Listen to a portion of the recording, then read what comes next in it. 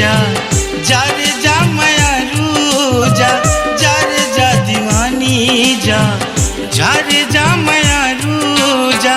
मोला तह छोड़ के बांधे मया टोर के, मोला तह छोड़ के बांधे मया टोर के। कलपत मोर जीवला झन जला, कलपत मोर जीवला झन जला। जा रे जा दीवानी जा, जा रे जा मयारू जा, जा रे जा दीवानी जा, जा रे जा मयारू जा।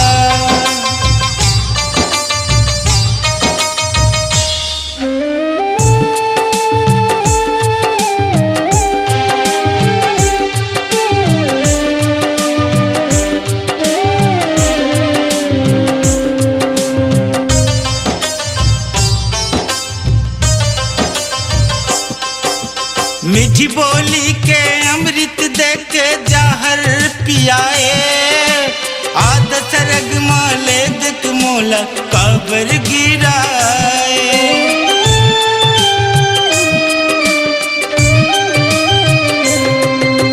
मीठी बोली के अमृत दे के जहर पियाए, आद सरग माले दिक मोला कबर गिराए। जिए नहीं सकाओ तोर बिन, मरे नहीं सकाओ तोर बिन, जिए नहीं सकाओ तोर बिन, मरे नहीं सकाओ तोर बिन। कैसे करता ही अब बता, का करता ही अब बता। जा रे जा दीवानी जा, जा रे जा मयारू जा, जा रे जा दीवानी जा, जा रे जा मयारू जा।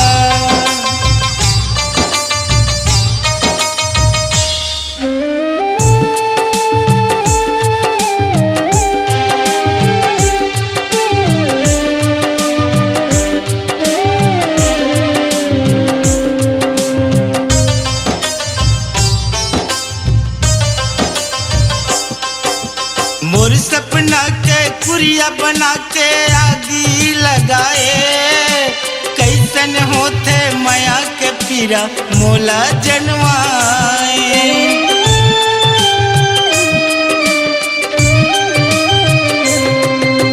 मोर सपना के कुरिया बना के आगी लगाए, कैसन होते माया के पीरा मोला जनवाए।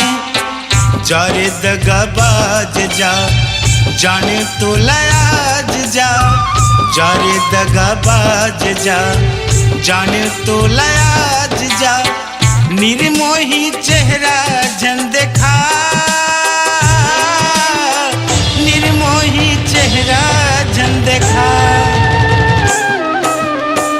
जा रे जा दीवानी जा, जा रे जा मयारू जा, जा रे जा दीवानी जा, जा रे जा मयारू जा।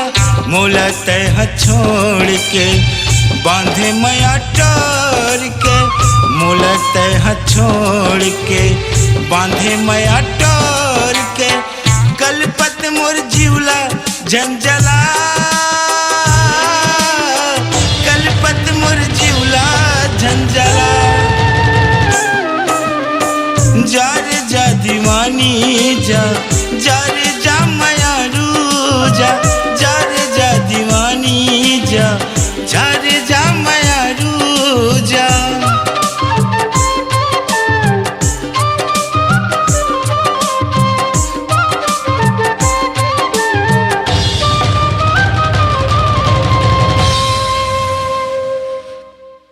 अपनी आवाज को दीजिए एक नया मुकाम।